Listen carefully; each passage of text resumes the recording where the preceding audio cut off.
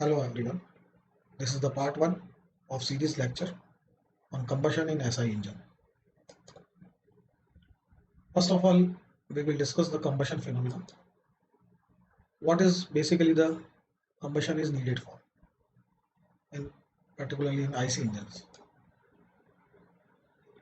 As we know that IC engine working is based on the gas power cycle, and the gas power cycle is whether it is Otto cycle or diesel or dual cycle, whatever.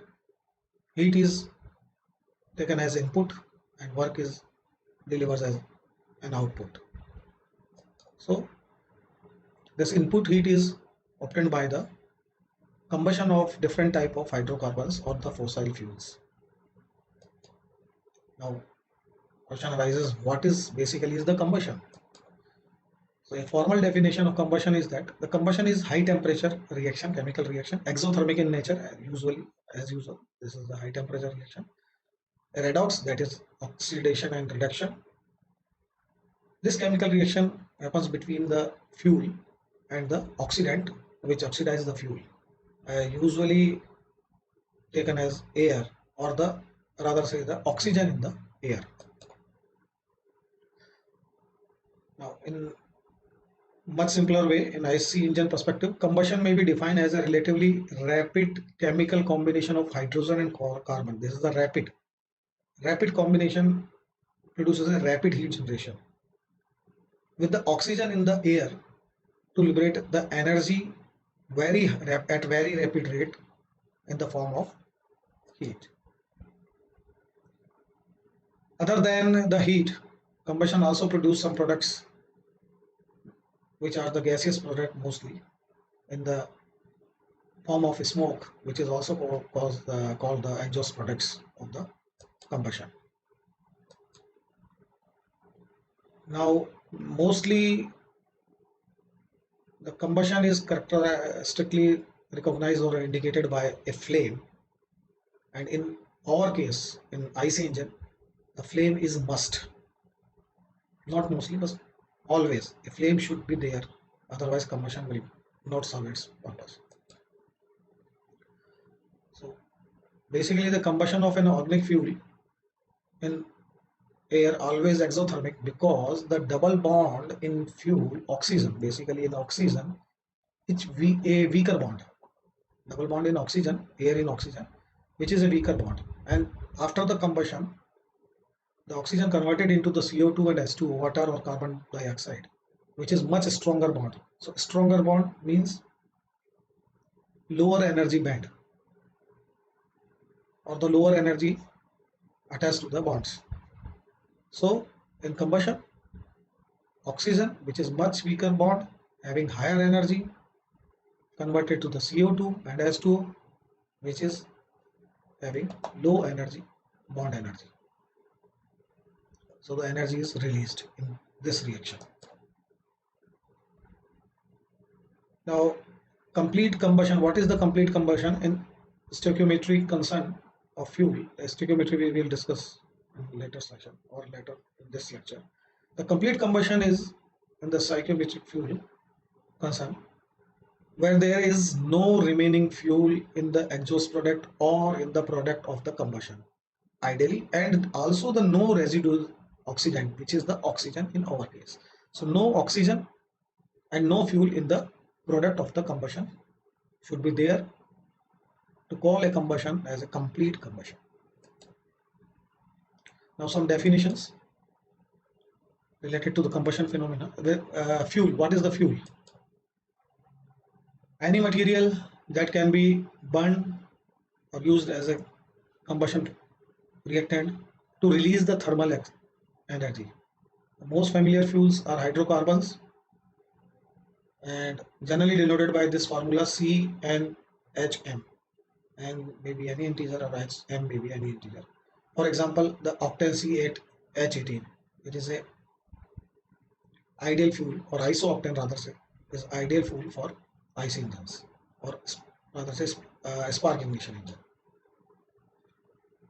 Now what is combustion? As we discussed earlier, a chemical reaction during which a fuel is oxidized, This fuel is oxidized, the hydrocarbon is oxidized, and large quantity of energy is released. This oxidizer is often air, or rather say the oxygen in the air. What are the reactants? Reactants are in our combustion process are the components or the elements that exist before the reaction, which is fuel and the oxygen or the air. And what are products of combustion? Products of the combustion, the components that exist after the reaction. So they are the product of the reactions, which is carbon dioxide, carbon monoxide, sulfur dioxide, sulfur oxide, or in ideal case, water, carbon dioxide, and the little bit amount of the oxygen. Again, ignition temperature. What is ignition temperature? The minimum temperature at which fuel start to burn or a combustion phenomena start and established by self-sustaining or the self-sustaining phenomena of combustion started is called the ignition temperature. Air fuel ratio, we will calculate this in detail later.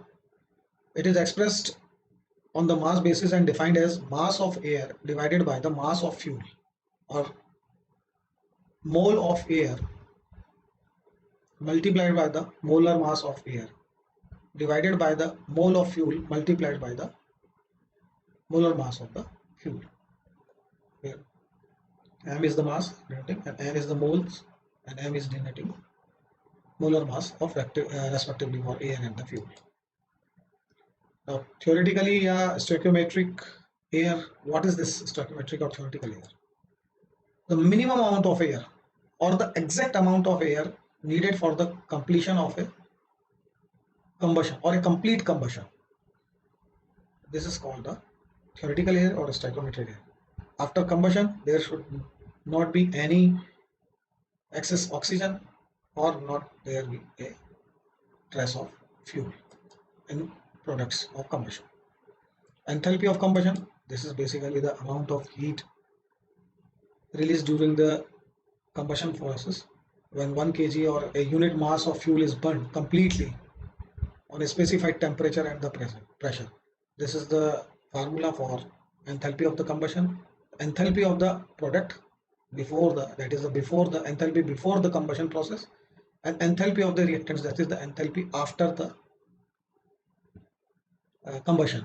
So difference of this is called the enthalpy of the combustion, which is released as heat.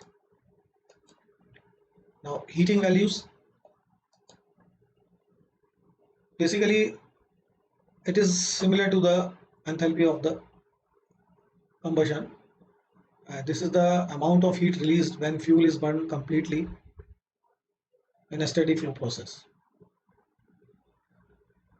This heating value is having two types. That is the higher heating value, in which when the water in the product is in the form of liquid state, that is the H2O is in the liquid form in the product of the combustion. Then in such a way calculated enthalpy or heat is higher heating value. And lower heating value, what is lower heating value? Similarly, when the water in the products of combustion is in the vapor form. So when it is in the vapor form, so heat is not released and the water in the vapor form or having some latent heat with this with it. So this is of a lower value than the higher heating value. Adiabatic flame temperature, it is important because this is the maximum temperature and it decides the metallurgical property of the combustion chamber material. So it is very important temperature. When the combustion chamber is insulated, no heat loss to the surrounding, as the adiabatic word suggests. The temperature of the product reaches a maximum temperature, which is called the adiabatic flame or adiabatic combustion temperature of the reaction. It is very important parameter to decide the metallurgical formation of the combustion chamber materials, and it is controlled by providing some excess air to cool down this excess flame temperature. Now what is the composition of air? So first we have to understand the composition of air. Dry air is composed of 21% approximately of O2 by volume, we are discussing by volume, and 78% of the nitrogen, and 0.9 or other say 1% is the organ, or small amount of other gases, carbon dioxide, helium, neon, ozone, hydrogen gas. In combustion analysis, argon is treated as N2 because it is inert, and also N2 is also nitrogen is also inert gas. So both are treated as N2, and all other gases are neglected because very small amount, 0.01. So dry air can be considered as 21% of oxygen and 79% of N2 by the mole number. So if we consider the mole number, because mole number represents the volume also.